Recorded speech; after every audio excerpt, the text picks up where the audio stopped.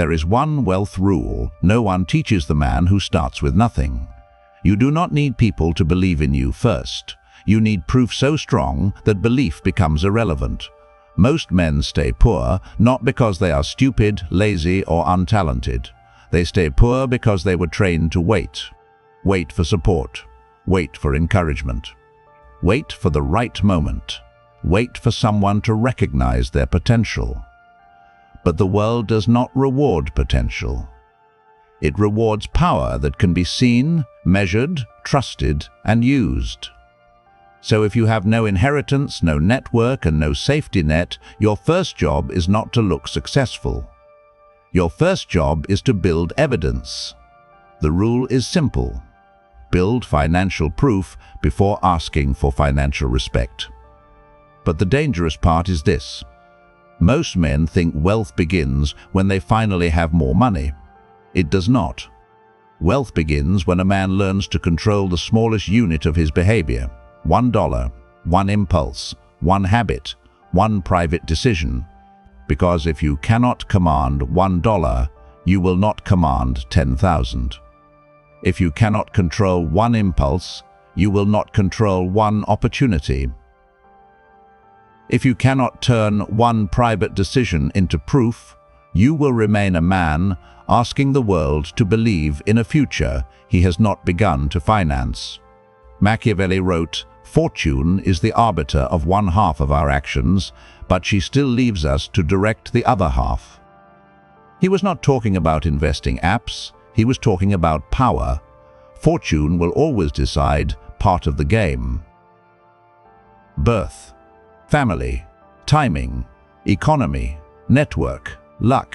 But the other half belongs to the man who acts before fortune finishes speaking. And for the unsupported man, that half begins with proof, not hope. Proof. If you misunderstand money, you will spend your life confusing motion with power. You will work hard and still remain replaceable. You will earn money and still remain controlled. You will buy symbols of success and still own nothing beneath them. You will look busy, tired, loyal, responsible, and exhausted, while men with less pain and more leverage pass you. This is the part no one tells unsupported men. Poverty is not only a lack of money, poverty is a lack of control. It means your time belongs to someone else. Your attention belongs to distraction. Your income belongs to bills before it belongs to strategy. Your future belongs to whatever emergency arrives next.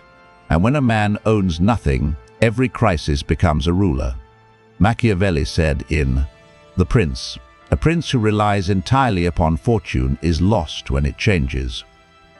Translate that into modern life. A man who relies entirely on wages, approval, luck, family help, or one employer is lost when conditions change. The unsupported man cannot afford fragile systems. He needs a machine that converts income into capital, capital into proof, proof into leverage, leverage into options, options into freedom. And freedom is the first form of power. Look at something simple: acorns.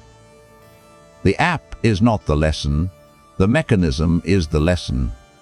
Acorns uses a roundups feature that rounds everyday purchases to the next dollar and automatically invests the spare change once the roundups reach $5.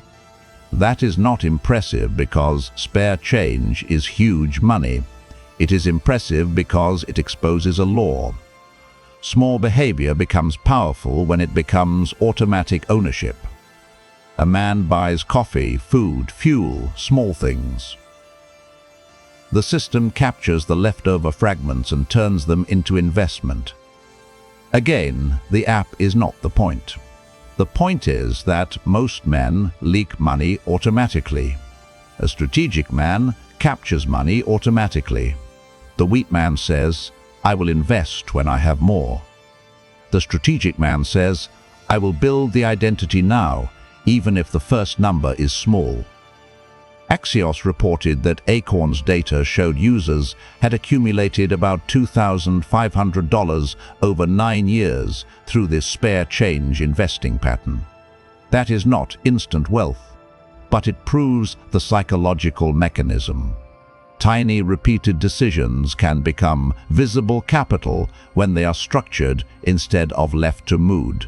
This is the first lesson. You do not rise by waiting for a dramatic breakthrough. You rise by making even your smallest behavior serve your escape.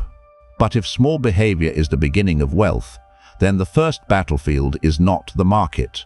It is your own financial life. Step 1. Track the battlefield. A man who does not track his money is not poor by accident. He is poor by blindness. He may earn, he may work, he may suffer, but he does not govern. And what a man does not govern will eventually govern him. Most unsupported men avoid looking directly at their finances, not because they are incapable, but because numbers remove illusion. A vague life can still pretend. A measured life cannot. If you do not know your income, expenses, debts, interest rates, and leaks, you are not building wealth. You are wandering through enemy territory without a map. Every forgotten subscription, every impulse purchase, every debt payment you avoid, every interest rate you refuse to read. These are not small details. They are occupying forces.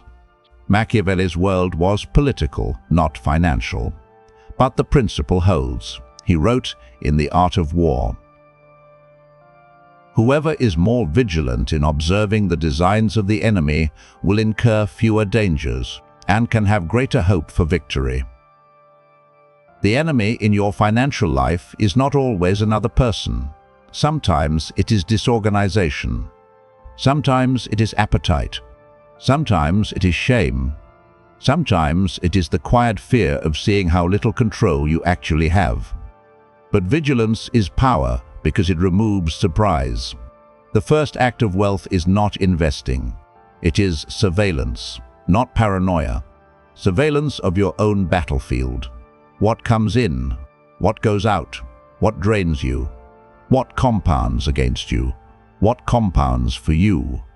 A man who knows his numbers is already more dangerous than a man who only knows his dreams. This is why many hard-working men stay trapped. They mistake effort for command. They work 10 hours, 12 hours, 14 hours, but never ask where the money goes after it enters their hands. They think exhaustion proves seriousness. It does not.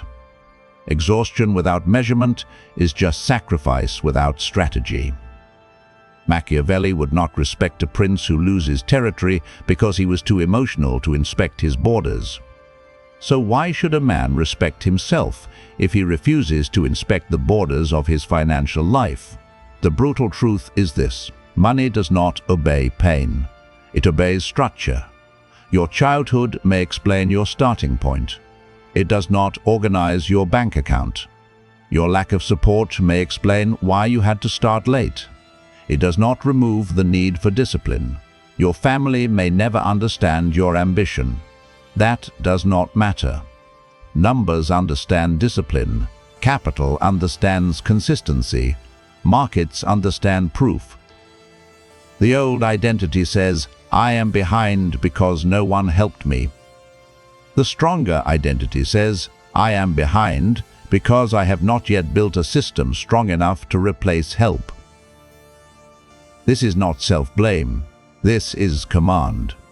Because once the battlefield is visible, it can be governed. And once it can be governed, it can be conquered. Step 2. Automate your first act of self-respect. If you only save when you feel motivated, you are not disciplined. You are emotional. And emotion is a weak treasurer. Why does automation matter so much for the man who starts with nothing? Because he cannot afford to negotiate with himself every day. Negotiation is where weak systems die. Every month, the unsupported man faces the same invisible war. Bills demand loyalty. Pleasure demands comfort. Friends demand participation. Family demands proof before respect. The body demands ease. The ego demands symbols. And if saving or investing depends on how strong he feels after all that, he will lose. Not because he is weak, because he built a system that requires constant emotional victory. Machiavelli understood the danger of relying on unstable forces. In The Prince, he warns that love is unreliable because it depends on the will of others, while fear depends on what the ruler controls. Men love at their own free will, but fear at the will of the prince. In modern wealth terms, do not build your financial future on moods, motivation, or approval. Build it on mechanisms you control. Even 1% matters. Not because 1% will make you rich immediately, because 1% is an identity breach. It proves that your future has begun taxing your present. It proves that your ambition is no longer only verbal. It proves that the man you are becoming has started collecting tribute from the man you used to be. Most men disrespect small beginnings because they are addicted to dramatic fantasies. They want the big raise, the big investor, the big business, the big opportunity, the big escape. But a man who cannot automate 1% will often destroy 100% when it arrives, because money magnifies the man holding it. A chaotic poor man often becomes a chaotic higher income man. More income does not cure disorder, it funds it. This is why men can earn more and still feel trapped. They did not build a system, they only increased the size of the leak. If you are the kind of man building wealth without permission, stop confusing activity with progress. You already know no one is coming to rescue you, but your problem is that your private system is still weaker than your public ambition. If you keep waiting for motivation, support, or emotional certainty, you will keep bleeding time, money, and self-respect. Inside Patreon, you get deeper, unfiltered lessons on power, wealth psychology, discipline, and strategic self-command, so you can turn isolation into structure and structure into leverage. This is not for men looking for comfort. It is for men who are done asking for permission. The decision is yours. Automation matters because it removes the weakest actor from the first decision. You, not the future you, the tired you, the hungry you, the resentful you. The you who wants to buy something to feel less invisible. The you who confuses spending with revenge. A financial system must be designed for the weakest version of you, not the strongest. That is Machiavellian realism applied inward. A wise ruler does not assume perfect citizens. He builds laws because he understands human nature. A wise man does not assume perfect discipline. He builds automatic systems because he understands himself. The old identity says, "I will start when I feel ready." The stronger identity says, "I will start so small that readiness becomes irrelevant." The unsupported man does not need a dramatic beginning. He needs an irreversible beginning. But automation is only the first move. The deeper war is not saving. It is converting pain into capital. Because every unsupported man has pain. Very few know how to make it pay. Step 3. Convert pain into capital. Your pain does not make you special. Your proof does. The world will not reward what you survived. It will reward what you build from it. This is where unsupported men make one of their most expensive mistakes. They keep treating pain as evidence. They believe being misunderstood should count. They believe being abandoned should count. They believe carrying pressure alone should count. They believe the world should eventually look at their scars and say, "This man deserves more."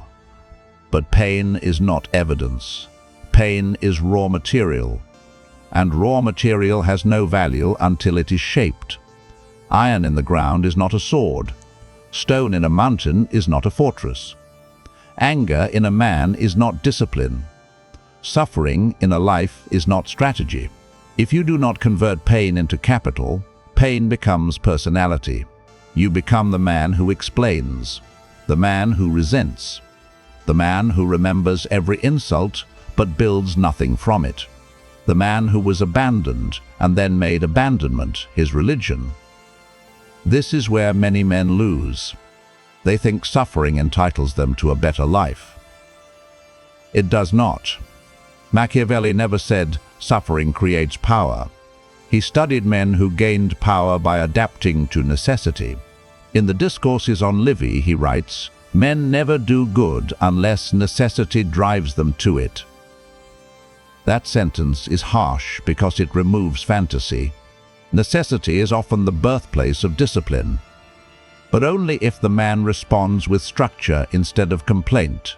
Every unnecessary purchase is a vote for escape or a vote against it. That drink you do not need, that upgrade you cannot afford, that status symbol bought for people who do not respect you, that subscription-feeding distraction, that purchase made because you felt unseen. These are not just expenses. They are political acts inside your own kingdom. They decide who rules, appetite or ambition. The man who starts with nothing must understand this. When you spend from pain, you are letting the wound govern the treasury. You are not buying the thing. You are paying for a temporary silence inside yourself. You are paying to feel visible for a moment. You are paying to feel like the man you have not yet become. And that is how poverty becomes emotional, not just financial. Emotional poverty says, "I need this now because life has already taken too much from me." Strategic power says, "Life took much from me, so I cannot afford to take more from myself." Look at Ronald Read. He was not a celebrity. He was not a tech founder. He was not a man born into visible power. He worked as a gas station attendant and later as a janitor. No glamour, no status theater, no public image of domination.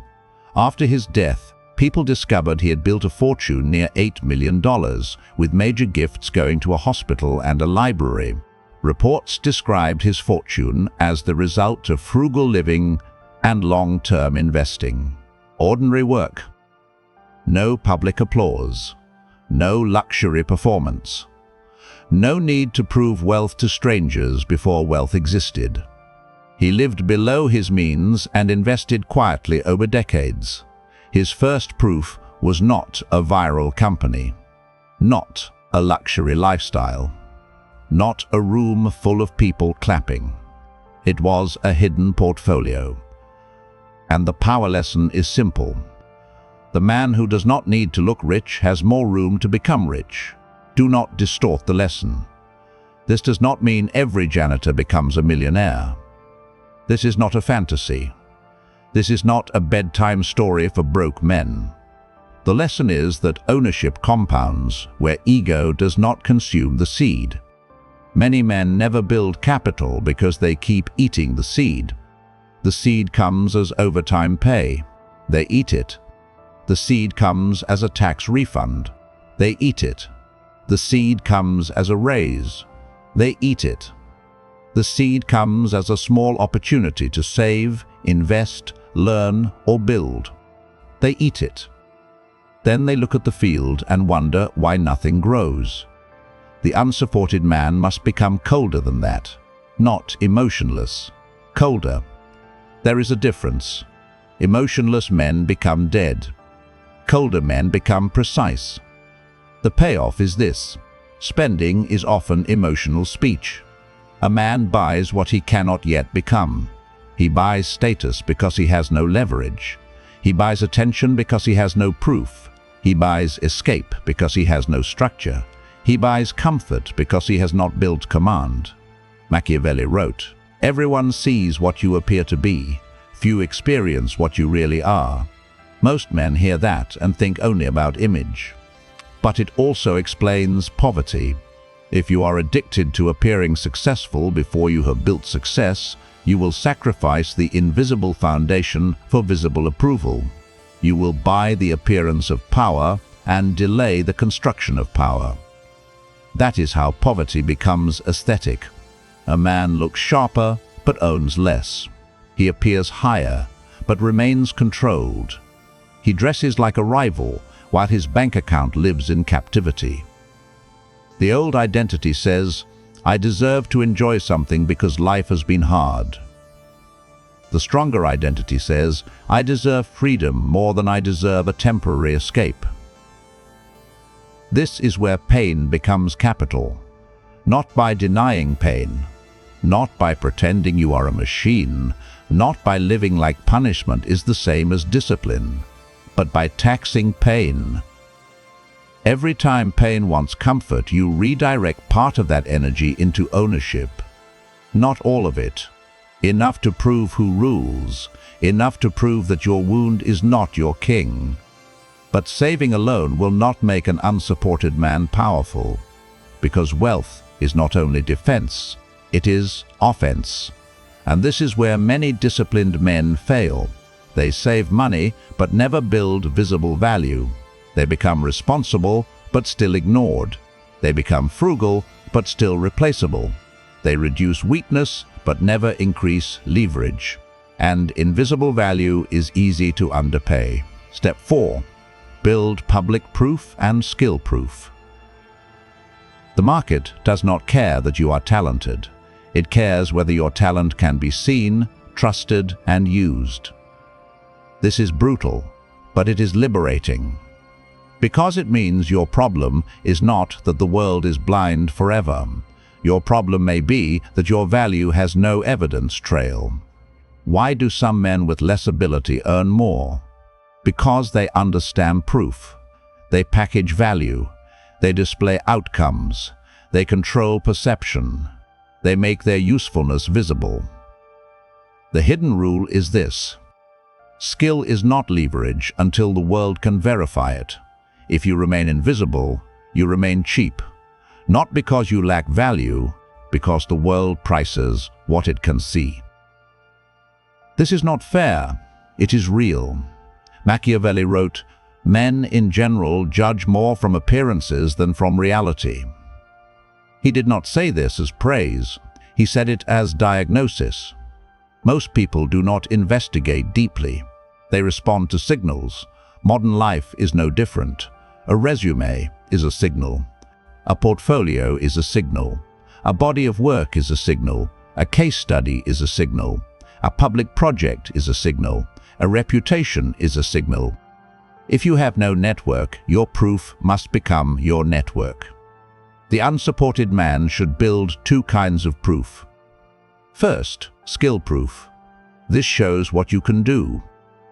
Projects, writing, code, design, sales results, videos, edited samples, before and after transformations, documented numbers, client outcomes. Second, character proof. This shows how you operate: consistency, responsiveness, discipline, reliability, clear communication, visible standards. Skill gets attention. Character reduces perceived risk. Together, they become leverage. A man with skill but no character is risky. A man with character but no visible skill is trusted but underpaid. A man with both becomes difficult to ignore. This is why humility can become expensive, not because humility is bad, but because humility without proof becomes invisibility. And invisibility is expensive. If you are good, prove it. If you are serious, document it. If you are improving, show the trail. If you solve problems, show the result. If you learn, produce. If you think, publish. If you build, display. Not to beg. To remove doubt. Warren Buffett is often treated like a myth, but the early lesson is simple. He started young. He bought his first stock at age 11. He built small business ventures as a teenager. Later, he studied value investing under Benjamin Graham. His wealth was not built from one dramatic event. It was built through time, capital allocation, and compounding. Investopedia also notes Buffett's own emphasis on compounding, that most of his wealth came later in life after decades of returns accumulating on returns. The pressure was simple. He was young, unknown, and early. The action was simple. He studied, earned, invested, and kept capital working over time. The first proof was not global fame. It was small investments, small ventures, early discipline. The power lesson is this: compounding rewards the man who starts before he is impressive. But do not misunderstand the story. Buffett had advantages. He has openly discussed luck and circumstance. That does not weaken the lesson. It makes the lesson more Machiavellian. Fortuna matters. But virtue is what a man does with the part fortune leaves under his command. The colder truth is this: money follows proof more reliably than it follows effort. Effort is internal. Proof is external. Effort is what you feel. Proof is what others can evaluate. Effort may make you tired. Proof makes you harder to ignore. This is why a man must stop hiding behind the fantasy that hard work alone will be discovered. The world is full of hard-working, invisible men. Men who arrive early. Men who stay late. Men who carry the load. Men who solve problems quietly. Men who wait for someone honest enough to notice. But waiting to be discovered is still waiting. And waiting is the original disease. A fraud manufactures image without substance. A strategist builds substance and controls the image around it. There is a difference. The old identity says, if I work hard, someone will notice. The stronger identity says, if I work hard, I must also build evidence so no one can pretend not to notice. The unsupported man does not wait to be discovered. He constructs a trail. But proof still needs somewhere to go. If all your proof only gets you more labor, you have not escaped. You have only become a more valuable servant. The next step is ownership. Step 5. Buy ownership. A man who only sells his time is always negotiating from weakness, even if he earns well. Because the moment he stops moving, the income stops obeying. What separates income from wealth? Income pays you while you are useful. Ownership pays you because you own part of the machine. And the unsupported man must learn this early. The goal is not simply to earn more. The goal is to own more of what produces value. If you never buy ownership, your future depends on continued permission. Permission from an employer, permission from clients, permission from the market, permission from your own health, permission from the next economic cycle. This is not freedom, it is improved dependency. Machiavelli understood that borrowed power is unstable. In The Prince, he warns repeatedly that power gained through the arms or favor of others is fragile. The modern translation is simple. If your life depends entirely on systems you do not own, you may appear comfortable, but you are not secure. Ownership can take different forms, but understand the ladder. First, you own your attention. Without that, you cannot build anything. Second, you own a skill. Without that, you have nothing valuable to exchange. Third, you own proof. Without that, the market cannot trust your skill. Fourth, you own income beyond one fragile source. Without that, one person or one company can threaten your life. Fifth, you own assets. Index funds, retirement accounts, business equity, intellectual property, a personal brand, a product, a distribution channel, a reputation that brings opportunities without begging. Most men try to jump to assets while they still do not own their attention. They want the portfolio while distraction owns their mind. They want the business while ego owns their spending. They want the respect while laziness owns their calendar. They want freedom while appetite owns their habits. The sequence matters. Attention, skill, proof, income, ownership, protection, expansion. Many men try to skip directly to wealth. They want the asset before the discipline, the business before the skill. the investor before the traction, the respect before the proof. This is why they fall for shortcuts. They want fortune to do what only structure can do. Machiavelli wrote, "It is much better to tempt fortune where it can favor you than to see your certain ruin by not tempting it."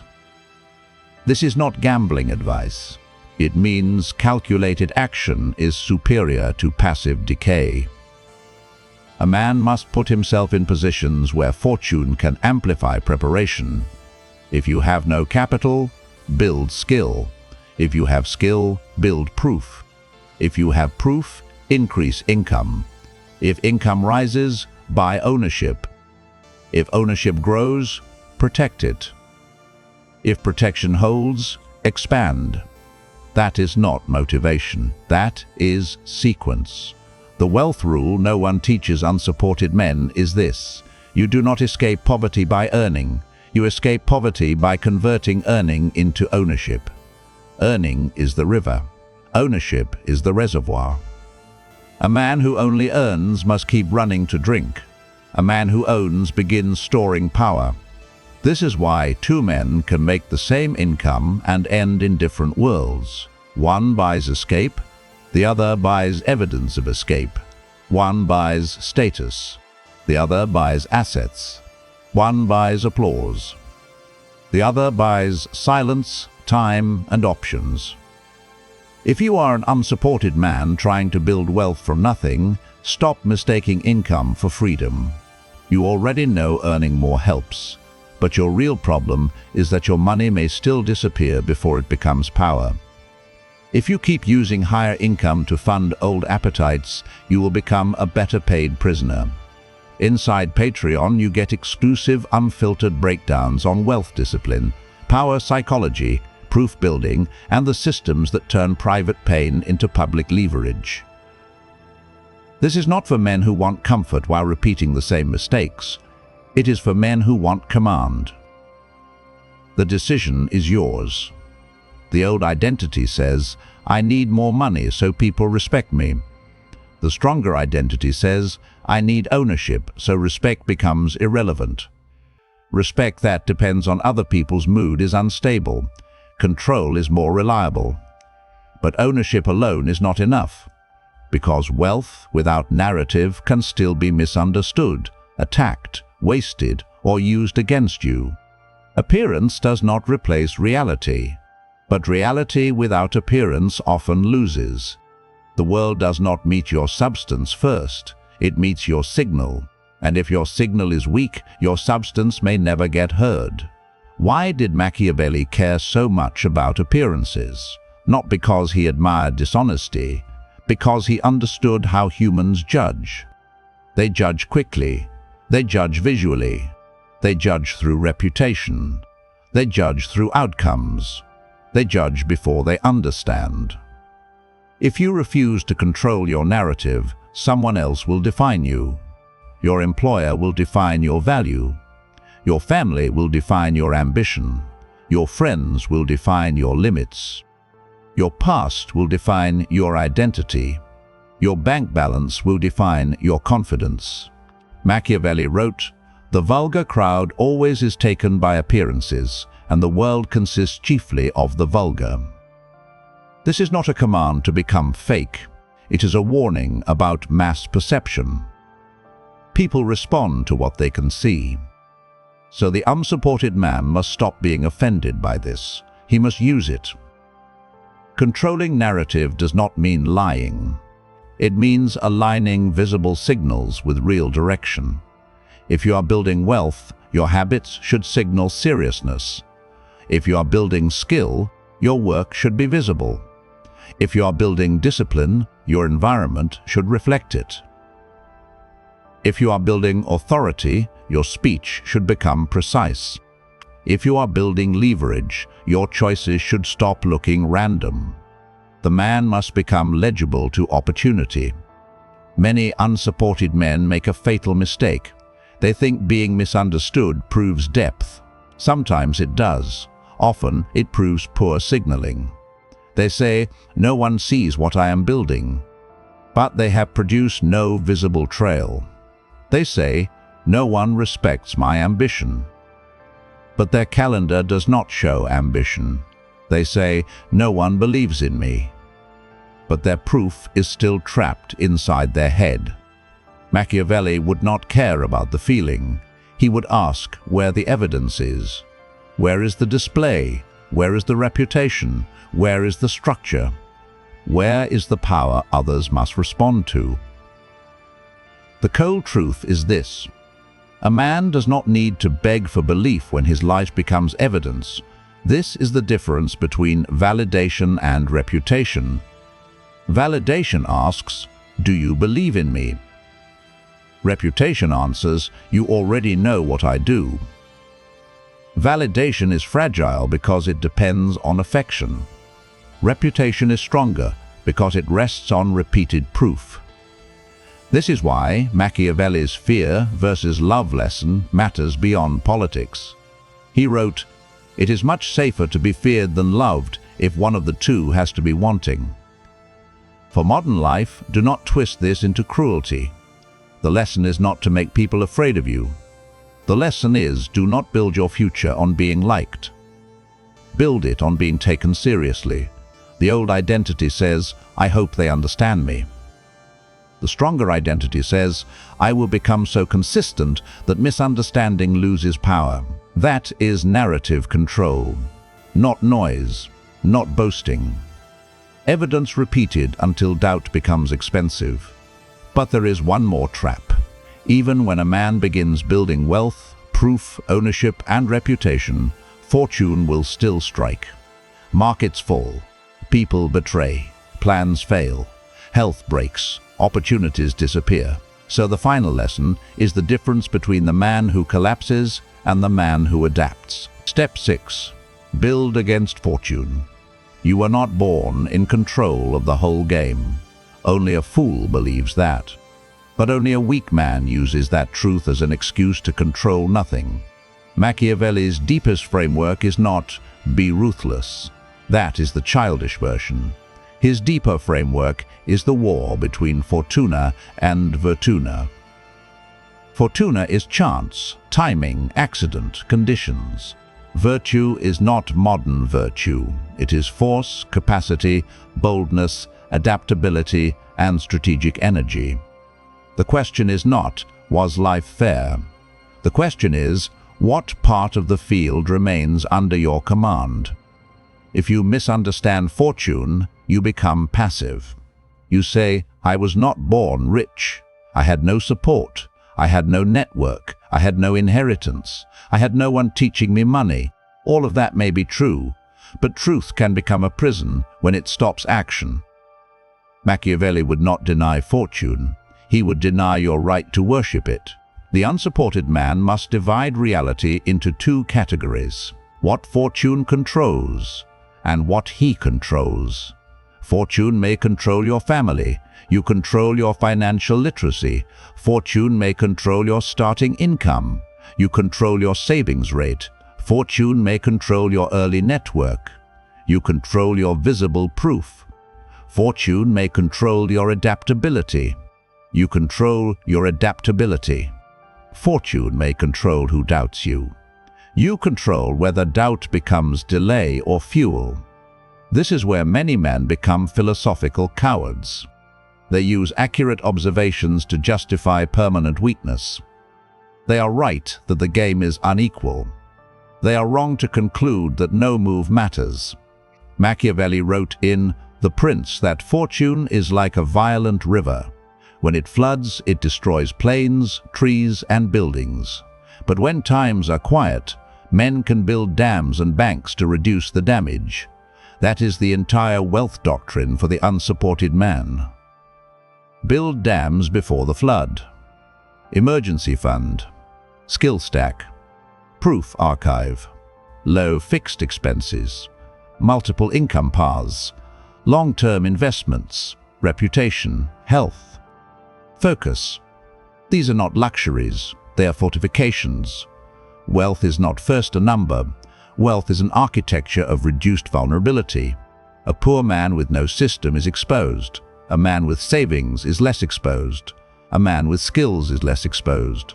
A man with visible proof is less exposed. A man with ownership is less exposed. A man with reputation is less exposed. A man with discipline is less exposed.